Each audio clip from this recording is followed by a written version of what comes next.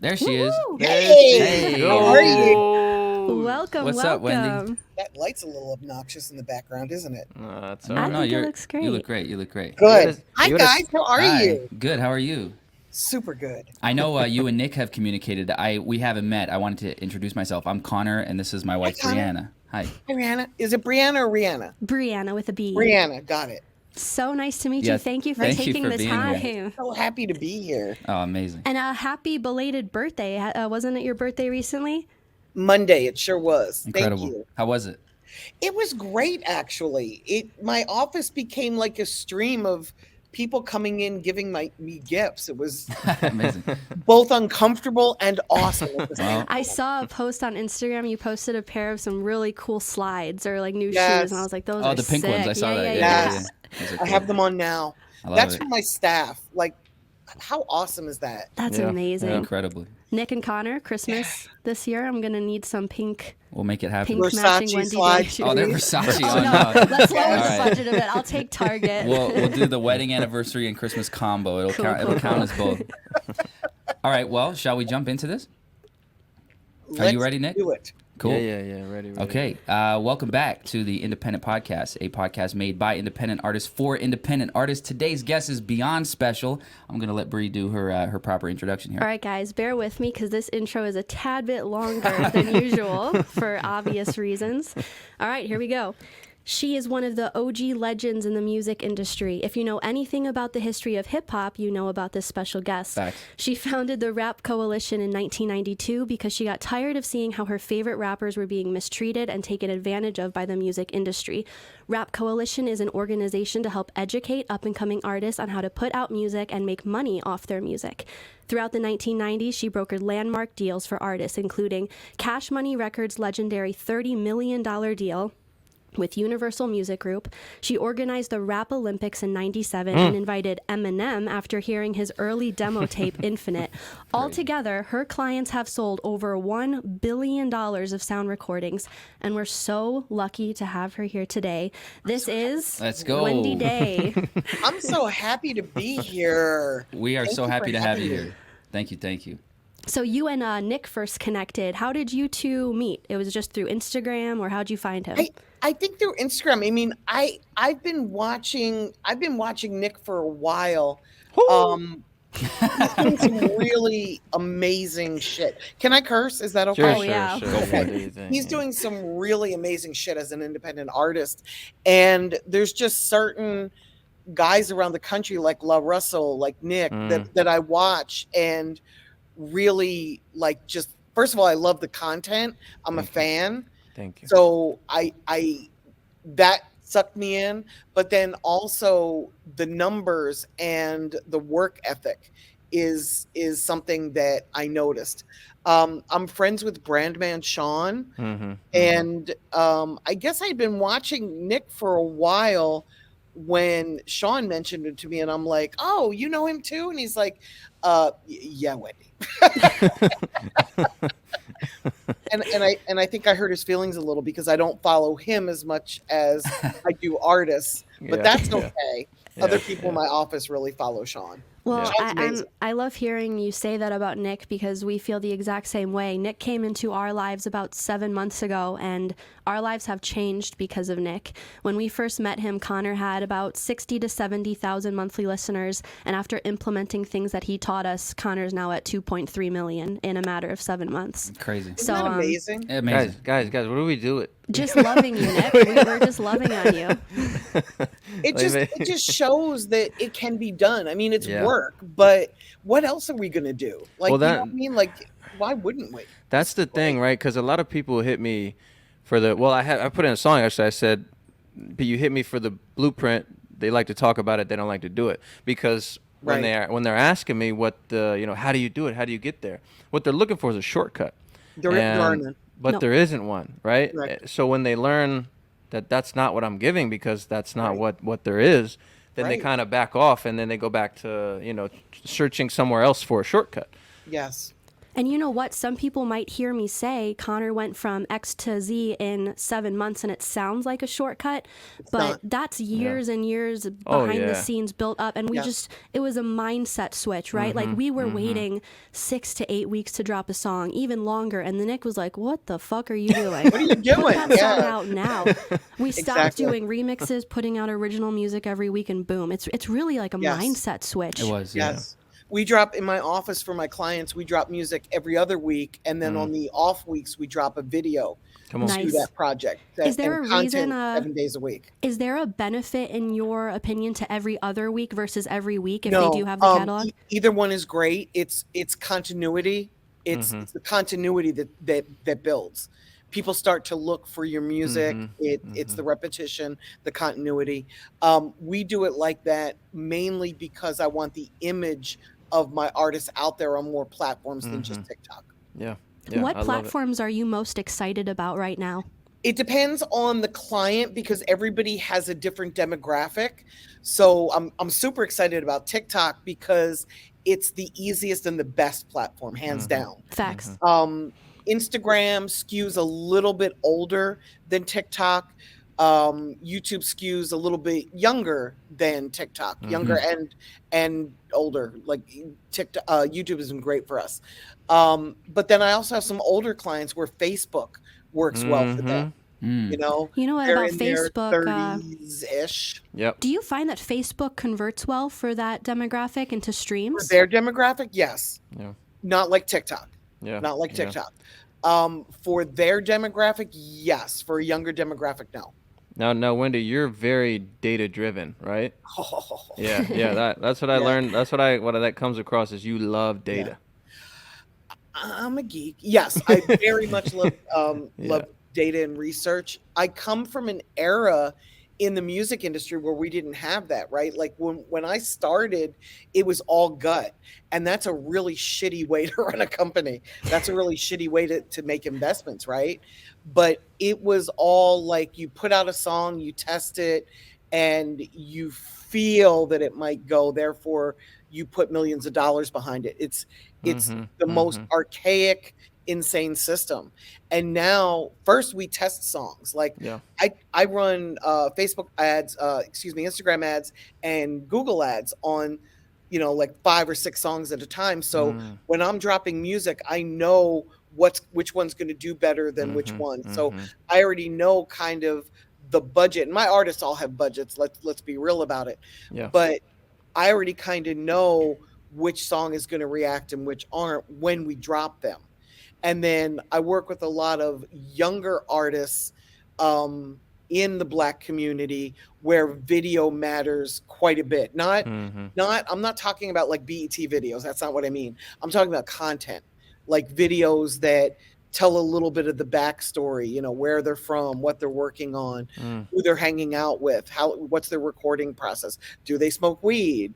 Do they, were they a good student? Were they an athlete?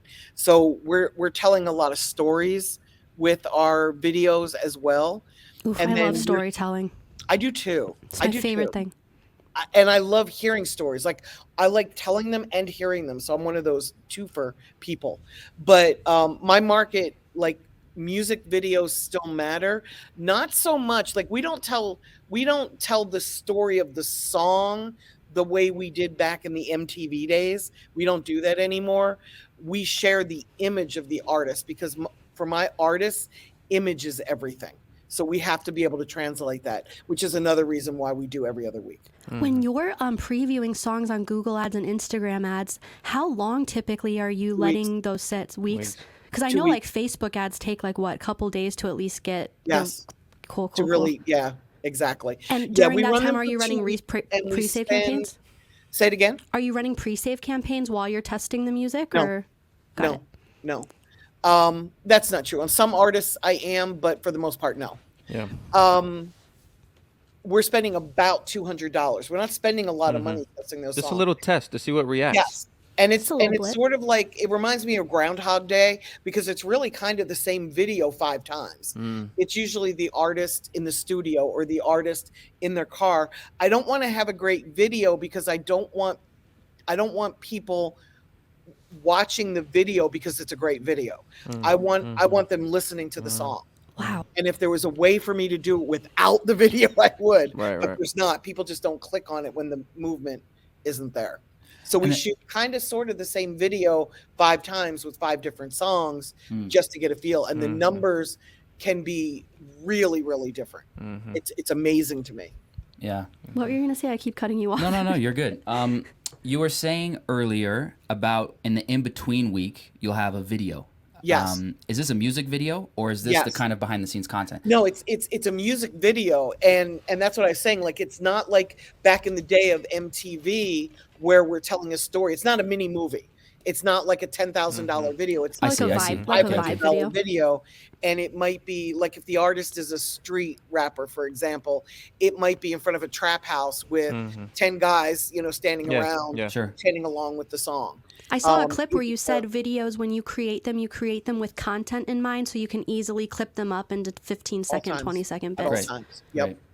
Yeah, Yep, because at all Nick and times. I always talk about how we feel like a song for us has to like earn a music video. If we are promoting content on TikTok and it's doing great, okay, let's Right. now invest in the video. But I Right. like your mindset because you're Well, like, I test let's them. do the video anyways and then take snippets, post it It's on TikTok. content for me. Yeah. And, That's and cool. artists hate when I say that. Like, they get so upset when I call their music videos content. Content, But really, that's what they are. I have a client that just delivered to me. He's got a 2.5-minute club song, and he delivered to me what looks like a 2.5-minute TikTok post. And I was so delighted because I'm like, you get it. Finally, somebody gets it. But then we can chop that up into like, 7 or 8 different TikTok posts because Yeah. it's got it moves quickly like TikTok. It's got dancers in it. Like it's perfect for TikTok. We Not were just just TikTok. I'm sorry, Nick. No, yeah, not just TikTok, Reels, YouTube Shorts, Shorts. I was gonna say. Facebook Reels, Yes, everything. all Snap, that. everything. Yes, Everything. everything. It's content. And then half of my staff, I've got 8. There's 8 of us all together. 3 of the 8 of us are content, and I'm hiring 2 more content people that start next week. So that shows you how important content is here today. We live and us. breathe content. That's what we wake up everything and is do. content. It's and we say that, like you said, your artists get upset. Our comment section gets a little heated sometimes because they feel like we're taking the artistry out of it. But we're like, we're not taking the artistry. We're trying to take your artistry and get people to listen to it. We're trying to turbo boost it, and the thing is that I'm going to get a little bit, and I don't mean to, but the world is so oversaturated with music, and then the fans that might enjoy your music are so fractured, meaning there's not one way to advertise and hit everybody. Everybody's doing something different. Everybody's on a different platform. Everybody's got a different hobby that they're doing. So in order to hit folks, we have to be everywhere.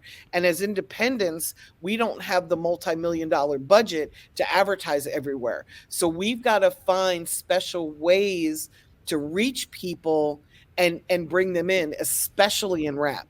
Image is everything in rap. So we need to be able to translate who somebody is very, very quickly, and a picture or a video is worth 1,000 words. You know who I want to hear a little bit more about? Connor was telling me about this morning. The artist La Russell throwing shows in his freaking backyard. Can you tell me about that? I can, and you should absolutely have him on so that he can break it down for you. Sure. I But would love what that. he's done is he's found alternate streams of income. So he decided he wanted to do shows. It was getting difficult for him to get clubs in Vallejo that would accept his followers because they can get a little bit loud. They're African American, which can kind of scare some club owners sometimes. So what he did was, in his mother and father's backyard, which for me is a huge security risk, but that's another episode, built a pergola, it's like a gazebo, if you will. It's a square stage that sits a little bit above the rest of the ground. And it's got like a slatted roof on the top so that the light comes through. but if it rains, they can throw a tarp up there and kind of protect the stage area. But he did that. He started a gold card program where his fans could buy a gold card to get a discount on some of his merch. He's got his fans investing in his music. He's built a content studio. It's like a warehouse where he's doing nothing but content. And then any of the other Bay Area artists that he likes and that are actually working hard can use his space for free. That is so freaking cool. It's so amazing. He's building a community, and that's so important with what we do. The thing that impresses me about him so much is he's innovating, which is so hard to do in music because everything has been done. But every move he makes, I'm like, no one has done that. Why hasn't anyone done this? And I don't know. He's absolutely killing it. Yeah, and he's growing, and the labels are calling him, and he can give a shit about. That's where you need to be. He's got the leverage. Yes.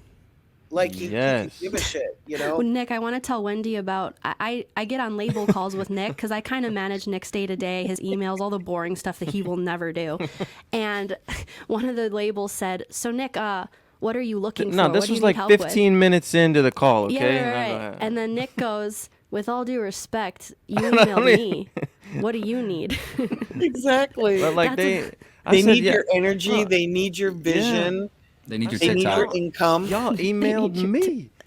Yeah, I'm like, and this, I mean, it's like, a humble brag, but I'm doing almost 17 million streams a month on just Spotify.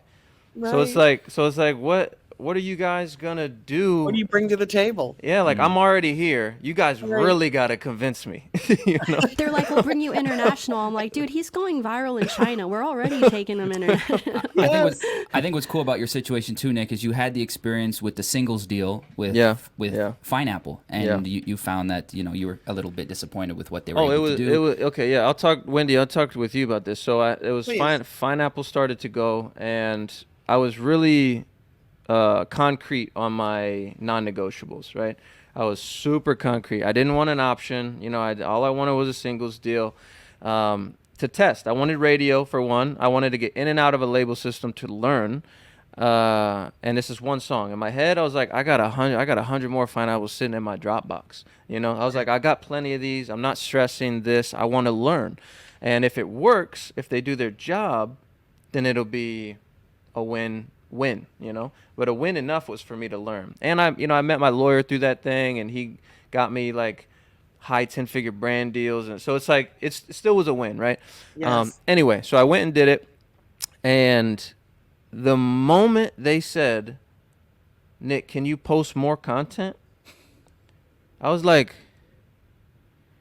this is what I partner with you guys for. I was like, it just affirmed to me, labels, artists don't need labels need artists. Correct. Right? They can, for me to partner with you and for you to then come to me and ask me to continue blowing the song up for you, I'm like, what? So then after that, I didn't post it one more time. I didn't post Fineapple one more time after they said that to me.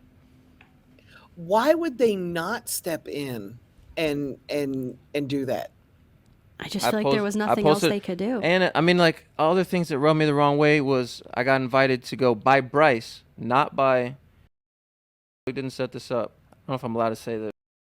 I don't know. Anyway, with Bryce, I got invited by Bryce to go perform Fineapple. He jumped on Bryce Vine. He jumped on the remix, and I said, "Hey, can you cover the Airbnb and travel?" And he said, "No." I'm like, this is like $2,000 max. You're not gonna what do you guys do? And then anyway, they got on radio. They got radio. It cracked top 40 for a second, came back down. I made money on pub, which I don't normally make that much money on pub. So like I said, pub was good. Meeting my lawyer was good.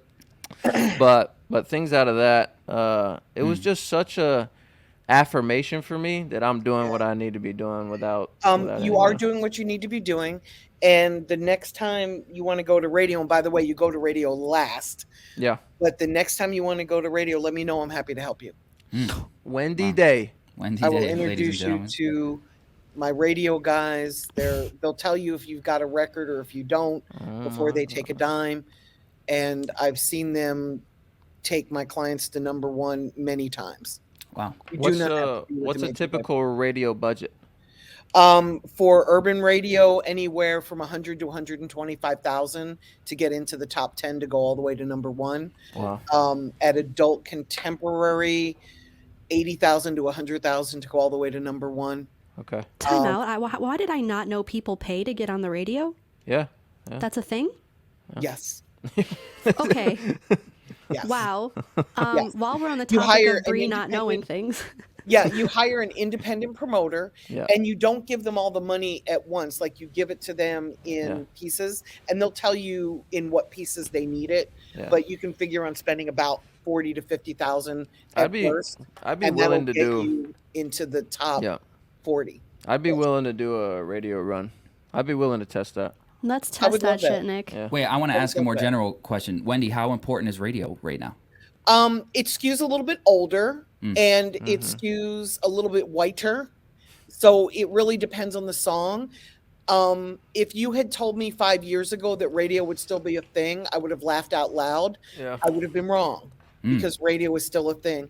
It's still a very viable way to reach a mass amount of people repetitively. And it's the repetition that helps songs grow. Yeah. And anybody watching this will know, think of a song that you did not like and you heard it over and over and over and then you start singing along and the next thing you know you like it.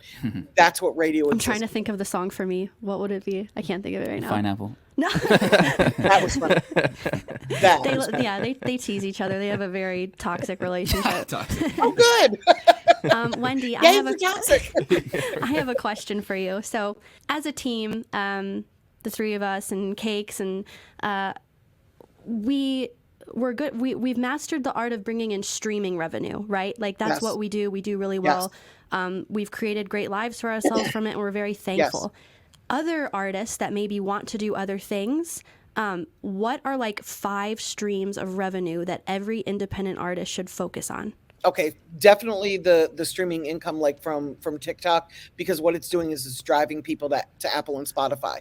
We love that. You already know that. So merchandise. We set up merch for our clients very early. We use Shopify. I can just give you like real life examples, right? Sure. Yeah. Okay, good. Yeah. We set up Shopify and we attach, I think it's called Printful. If it's not called Printful, We use Printful. This is actually a Printful sweater I'm wearing right now. Yay, I can use you as an example. That's It's me. perfect. And the great thing about doing that is that, first of all, you don't have to go to the post office to mail out packages once a week. And your garage isn't full of all different crap in all different sizes because you don't know. So we do that for the first year to year and a half with our clients. We do it right away. So your merch account needs to be set up immediately because you do have friends and family that will support you and buy your stuff. And that's really important. And the great thing about doing it on Shopify with this app is you can have like 100 different designs of t-shirts. You can have water bottles, hats. You can have, dog collars. You can have shoes. Stickers. Stickers. You can have workout gear. You can have all different kinds of like blankets and beach towels and all kinds of useless crap that people will love to buy, but you don't need to spend any money in order to print it up. It's all, dropshipping. Like there's the profit margins are lower, but you're saving your time, which is more valuable. And your upfront money. Like we would go broke buying all the t-shirts and printing them that my clients have. And the great thing about this is after 6 months, you're going to see patterns of what are people buying from you? Are they buying more baby tees than, extra large men's shirt? Because if so, when you go out on tour, and you will, you now know what to press up and what sizes are the most popular. So it does the research for you. All this data. And you get money, and the difference is like if you're pressing up a t-shirt, it's going to cost you anywhere from like $5 to $7 to print that shirt. If you're going through Printful and Shopify, it's going to be closer to $12 or $13.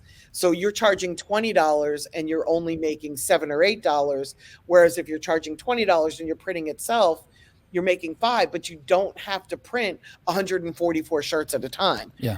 You can print one shirt in one style that one person one rando wants to buy, and they're so happy to have it, and you're happy to sell it, but you don't have to have a garage full of 144 shirts to sell that one shirt. And that, to me, is the Wendy's like, look, I'm not talking. The data's talking. Dude, I'm a fan of Printful. For real. We got to step up our merch game, though. We haven't been pushing it. So I streaming. I remember when I couldn't do research, so I'm super happy. Love it, yeah. Oh my God, I'd marry it if I could.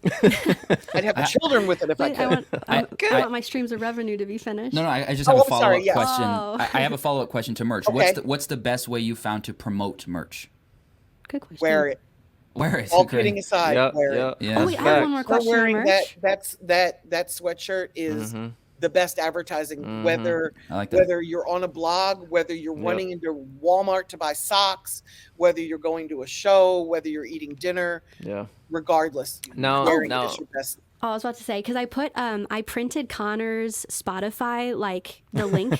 I put it on my hat and I wear it to the airport. And when you're like standing on the airplane, people will ask like, "Oh, what song is that?" I'm like, "Oh, my husband just like makes music," and like you can scan it. Yeah, and you can like I actually wouldn't even scan ask it. you. I would just scan it. I would probably like quick snap a picture of you, And I would then love I it. would later scan it from my photos.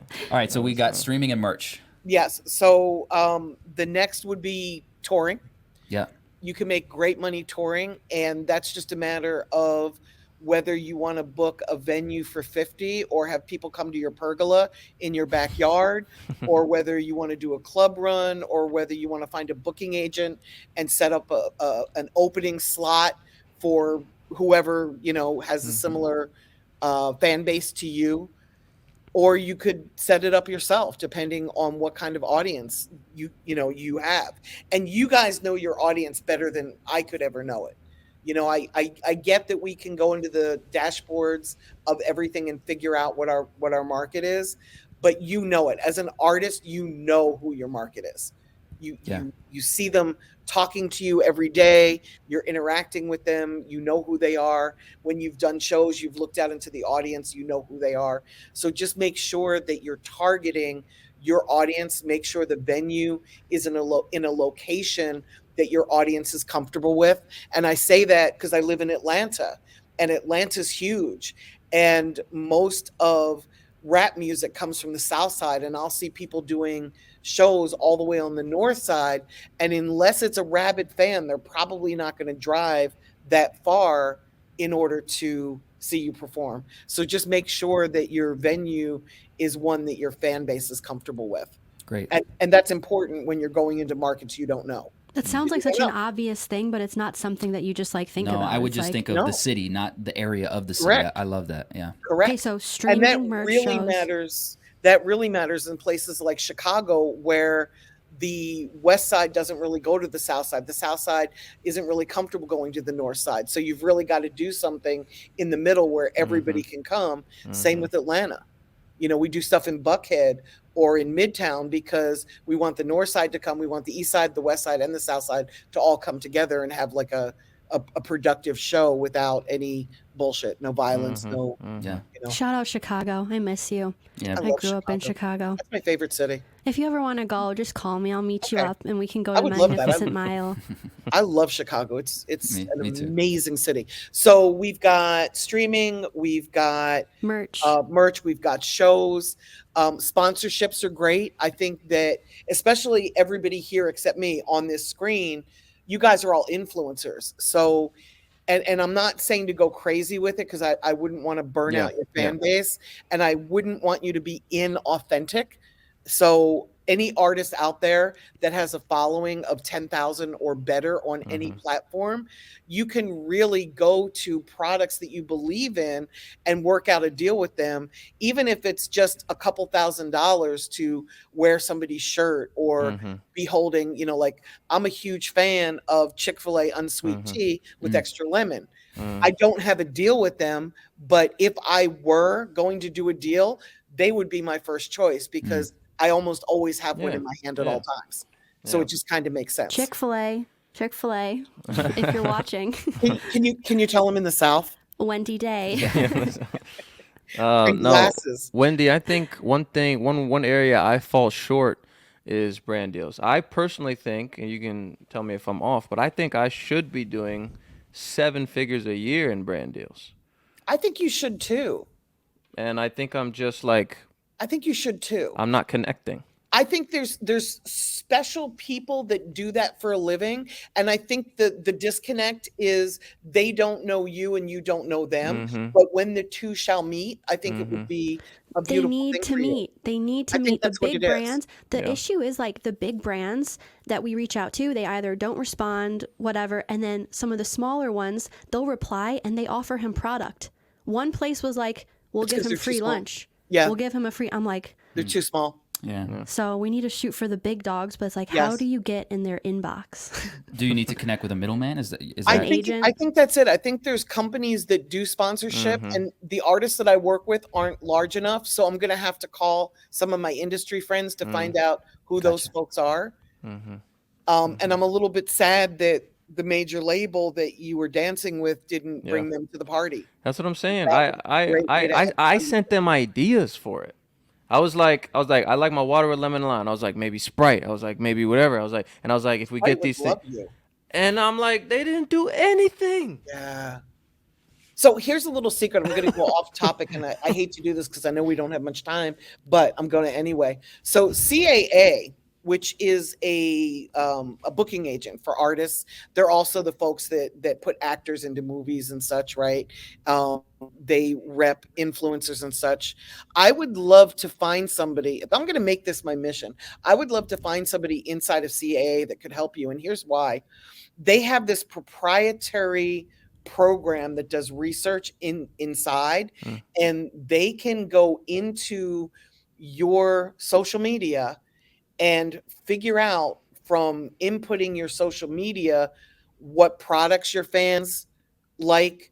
For example, I work with a small rapper, and they were able to tell us that from just his Twitter that his fan base really reacts to astrology.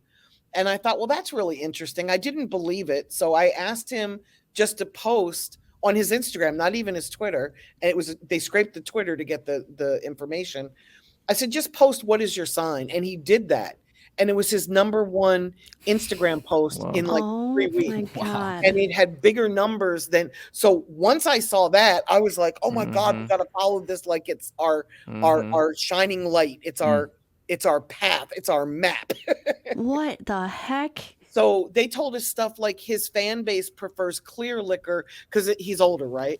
He's not 18. He's 21 and older. So his fan base preferred clear liquor to brown liquor. And he's somebody who drank Hennessy. So in his videos, in his content, he stopped drinking Hennessy and he started drinking like vodka and orange juice. Damn. Or shots of tequila or whatever. But the point is that it made his numbers jump because his fans could then relate to that.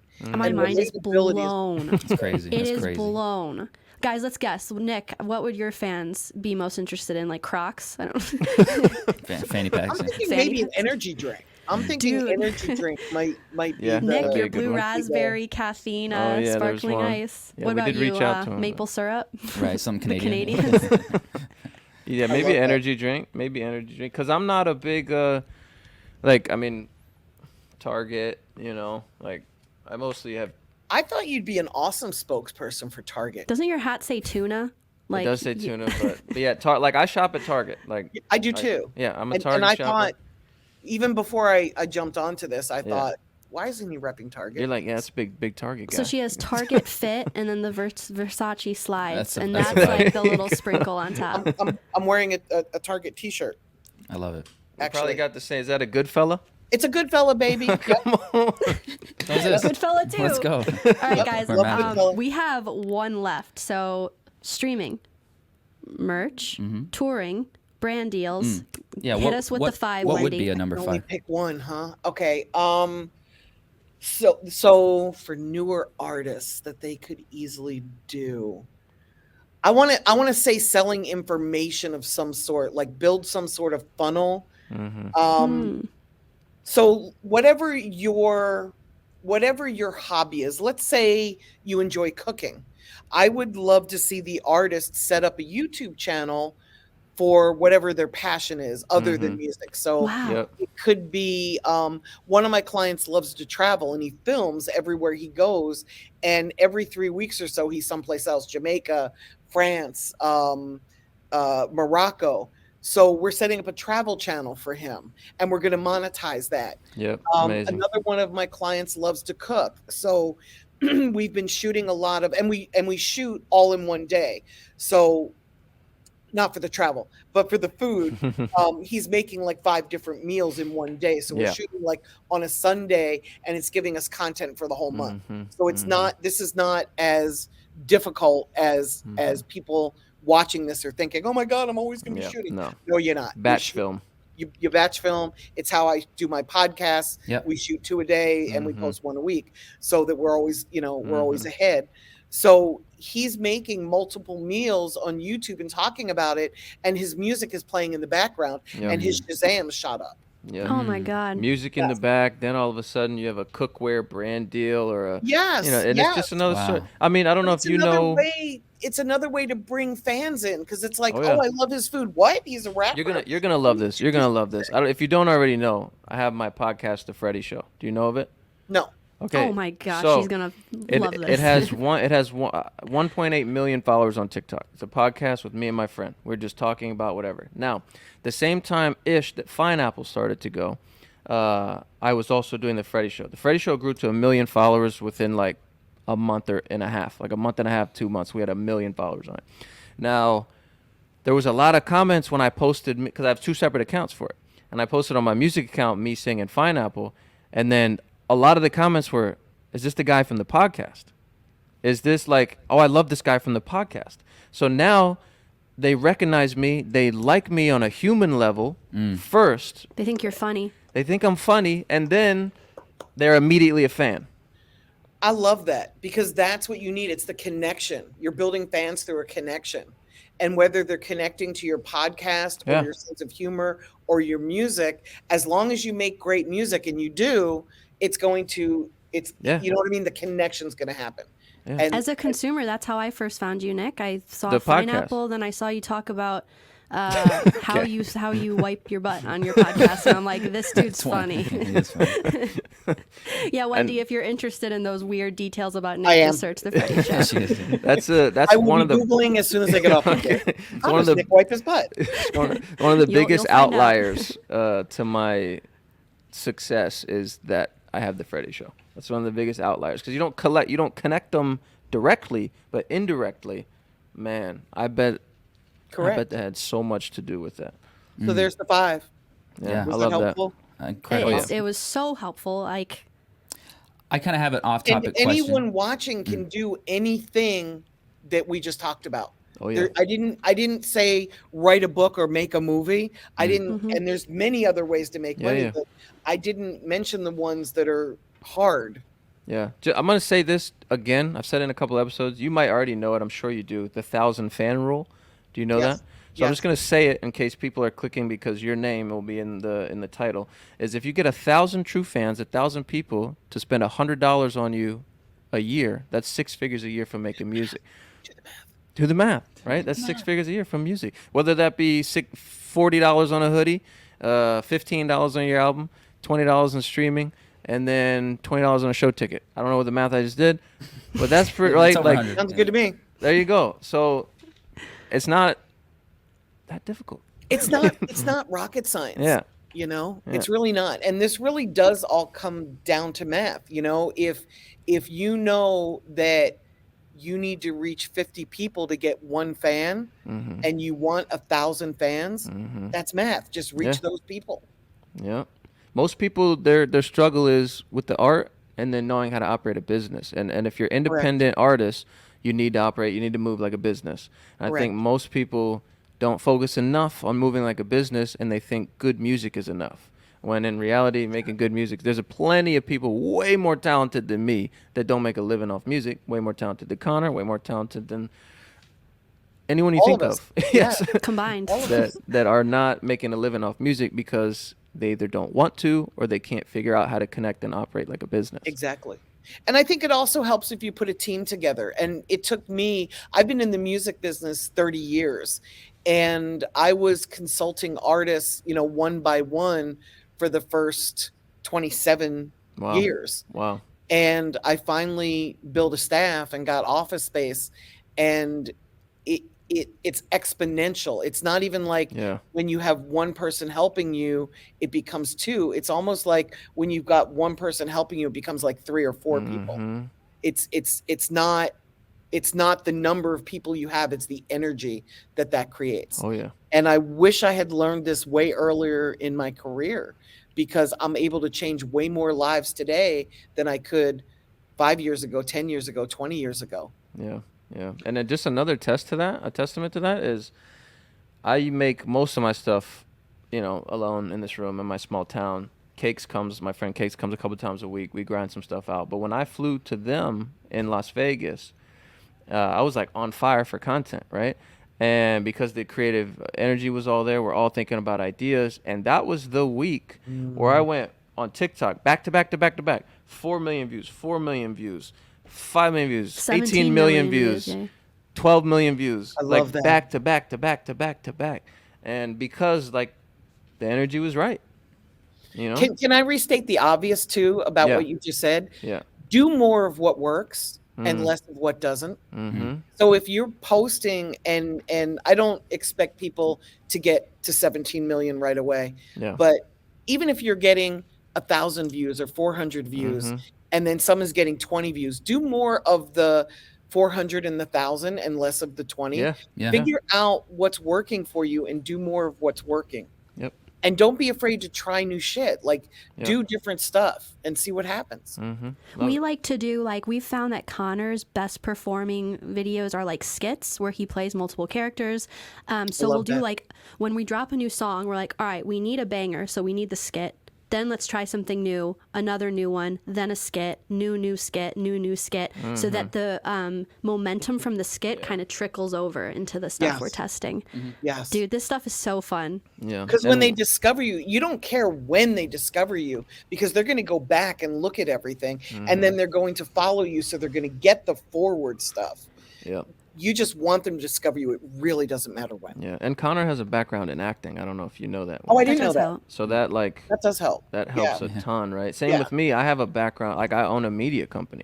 I own a photography and cinematography company. That's why your shit looks so great. So when I was the first year I started pursuing music as a career, I did 24 music videos, 24 singles, 24 because I had the and people look at it well, you had cameras, you had this. I'm like, yeah, but I first built that company from scratch.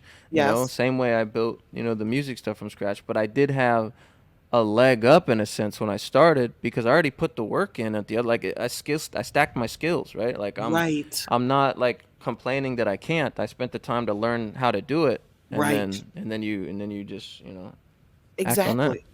Exactly. I have a very specific kind of off-topic question. I was listening to one of your interviews this morning. I was like, I need to ask her about this. You were talking about, which I think is so interesting, that when you have a situation where you're working with an artist or producer, if their manager or their entertainment lawyer is difficult to work with, the likelihood of you working with that artist or producer again is almost zero. Oh man, I love this topic. I love this topic. Okay, so here's my concern as an artist. I might not know that my lawyer is shitty at negotiating or not. How can we as artists quality control our team to make sure that they are easy to work with and not screwing stuff up for us? I think that a lot of that is feel, and I hate this answer, but a lot of that is something's wrong. You don't quite know what is wrong, but you can tell something's wrong. And when a lot of deals in a row aren't coming through, that's a problem. Sure. That's a problem. And that's where you have to go back to the people that you were negotiating with and say, hey, just for future reference, what could we have done better? Oh, nice. I do this all the time. Cool. And it's not the easiest question to ask somebody, because they're probably a little bit disgruntled and they're going to give it to you real, probably a little realer than you want to hear it. We didn't do the deal because your lawyer's an asshole. We didn't do the deal because you don't return calls fast enough, or we couldn't get a hold of you. I hear that all the time because I'm not good at phone calls. I get so many of them. So people complain, Wendy, it took you 3 days to call me back. It sure did. But if you had emailed me or texted me, you would have gotten a response right away. So it's really a communication thing that's at fault. But if you ask people, they'll tell you. If you're hearing a lot, your manager's an asshole, your manager's an asshole, your manager's an asshole. Your manager's probably an asshole. Right. Yes. And there are times where your manager has to be an asshole. And if that's one of those times, you got to forgive them because that's their job. They were supposed to kill something, right? You can't be mad at them for killing something when that was what they were supposed to do. But if you've got a great opportunity and your manager kills it, that's a fireable offense. That's a problem. Okay. And you need to know that. I feel like there's also a difference between a manager doing a hard thing. Because if a manager does a hard thing, the recipient's gonna think they're an asshole regardless. But it's like the way they do it. It's like, were they an asshole from their action or their personality? Does that make sense? Do you know what I mean? It makes perfect sense. Is it the situation or is it the intention? Right. And that's why you were saying that's kind of what sometimes I mean. they have to be. You've got to trust your intuition and say, I think maybe there was a problem there and I didn't see it. Because you're usually CC'd on everything. You're usually in the loop. That's the great thing about being an independent artist, right? It's your company. So you can kind of see how long it takes people to get back. You can see the tone of emails. You can see people, blaming others or not falling on the sword when even when something's not their fault and they should be apologizing, even though they did nothing wrong. You can kind of tell those moments. And then you can also tell when the other side's just being, too greedy or too disrespectful or too unknowledgeable. I'm going to guess that one of the problems with, which is a great major label, was they just didn't understand Nick. Because how could you fuck that up? It's such an obvious, it's such an obvious relationship. You did a great job with Post Malone. They've done great jobs with Drake, with other artists. It's like they have their breadwinners, right? So if they put a little bit of effort into something, just the minimum, and it doesn't work, they're on to the next, right? Because they have their breadwinners. Yes. They're just seeing if they're throwing a dart at if it'll stick, So I think that's the disconnect, right? They don't actually, and it's hard to care because there's a different viral song every day, it seems like. Right. So it's like it's hard to really care about this one when you know there's going to be another one tomorrow.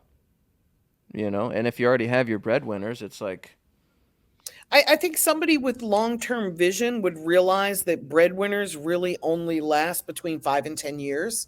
And that if you're running a conglomerate that depends on shareholders, that you want to keep your numbers up. And one would think that they would see how slow they were on the uptake for streaming and not want to repeat that fiasco, and would want to maybe embrace the whole concept of influencers and people that have built careers outside of the traditional path, and maybe even partner with you and learn something about how you're doing what you do. It's funny you should say that. Just last week, a major label got on a call with the three of us, and they're like, how can we work together? And I'm like, dude, this is kind of history. This is like an independent group of people and a label kind of talking about joining forces. Like, what the heck is happening?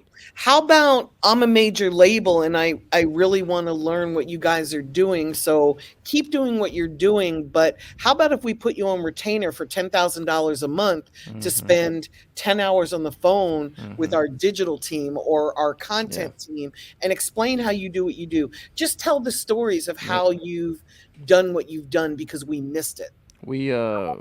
That's an amazing idea. Well, this is something I mentioned to Bree. When was it? Maybe we talk every day, all day, so who knows, really? I don't know. Maybe sometime within the last month, I said, Bree, the great thing about what we're doing is that everyone has access to it, right? Independent artists, a lot of them don't have a lot of funding to get access to the information, right? Most do not. So all our podcasts are free, right? They're just free. Yes. You go out and you listen to them.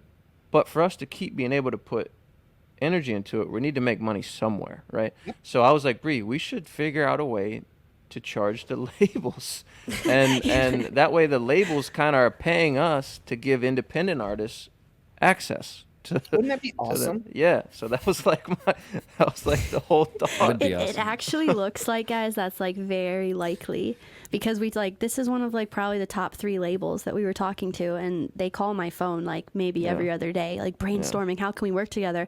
I'll be like, well, actually, here's a clip of Wendy Day suggesting how we work together, and I'll just send it to every label. Yeah, there you go. It's Wendy. not rocket science, Wendy. and someone will do that. Someone's gonna go, hey, Yeah. that's not stupid. Because they see it working. Like Because they're going to make more than 10 grand a month yes, applying what you're going to teach them. yes. And I'm sorry, this isn't rocket science. Really not. It's not. It's not. Wendy, I have a question, and if it's the same answer as one of your other questions, just repeat it, because that's what people need. They need to be drilled with the answer. Yes. It's just a different way to structure the question. Repetition. There are over 60, 70,000 songs released every day, right? Yes. As an artist, Just on Spotify. yeah, just on Spotify. As an artist, as an independent artist, how do you stand out, right? Because if you're trying to get all the songs released on the same day, you want the attention, right? Correct. You're the artist that wants at least a % of that attention. I don't know. Correct. How do you get the attention? How do you stand out against 60,000 other songs released on the same day you did? The real answer to that is by any means necessary. And I realize that's not the answer you're looking for. So I'm going to drill down even further for you. First of all, the song has to be amazing. Okay. And that's one of the things that a lot of artists don't do. And I'm going to make an urban reference because my world is rap and pop. So I'm going to make a rap reference. When you're making a song, you have to be able to put it between Jay-Z and Kanye, and it has to sound as good. You can't go from the first song and then it dips a little bit, Right. and then the quality goes back up. The quality has to be even across the board. So if you can't do that right out the gate, you're fucked.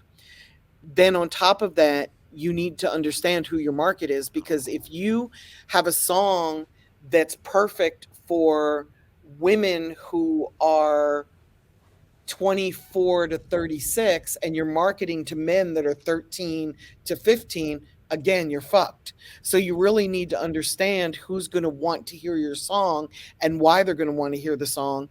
And then you're going to have to start making content that shares who you are, why you made that song for them, what's so great about your song, and then put that out as well. So not only do you have the song out there that's competing, but now you've got content out there that's trying to go out and explain to people why you made that song, why it's for them, why they should listen, who you are, how you grew up, what your hobbies are, what you like to do, how you think. Do you smoke weed? Do you not smoke weed? Do you prefer to drink? What do you drink? How did you grow up? Are you an athlete? These are things that people really want to know about you. So those little tidbits of content are going to make somebody go, I can relate to this. Wow, this is how this person handles stress. Let me go listen to their song and check it out. And that's how you stand out, because I always tell my clients, it's like filling a room with balloons that are like half inflated, right? So they're all at the same level, and you want your balloon to poke up. So either it's going to have a little bit more helium, or it's going to have to be a different color, or it's going to have to be a different shape. There's something that's going to have to make it stand out, and you control that. You control the balloon that you're putting into that room of other balloons. You control your song. So either it's going to stand out because of the content, it's going to stand out because of the topic, it's going to stand out just from the song, the beat, the flow. There's something that's going to have to really stand out. And if that doesn't work, you're just going to have to go and punch Chris Brown in the face on video. Yeah, by any means necessary. Do something stupid, you get 5 minutes because they're going to be on to the next stupid thing. I love that. So content is king. Content is king. That's and one. Queen, and Prince and Princess. All of it. Content is everything. All the royalty. Yes. And humanize yourself, right? In Yes. a world that used to Yes. where the artist, the celebrity, the whatever used to have that And be aura, that authentic. untouchable thing about them. You need to humanize yourself. And yes, And be people crave authentic. authenticity. Yes, Yes. especially the generation that you're really going for. If you're making music for people, if you're making music for yourself, ignore what I'm about to say. But if you're doing this as a business and you want to sell music, 13 to 26, that's your sweet spot. So if you can make music for them, they are the people that are A, easiest to reach, and B, they're the ones that are going to spend the most money on music. So if you're going for that golden spot, figure out where to find them and go reach them. But they really care about authenticity. So you're going to have to come correct. Yeah, I love that. I think that whole humanizing yourself answers my next question, which was going to be, because I've noticed you talk about TikTok has a tendency to blow up songs, but not the artist. How do you avoid that? And I'm assuming the answer is, if you humanize yourself and you make someone a fan of you and not just the song, then you'll win. You're using TikTok as a way to pull people in. It's not the end all be it.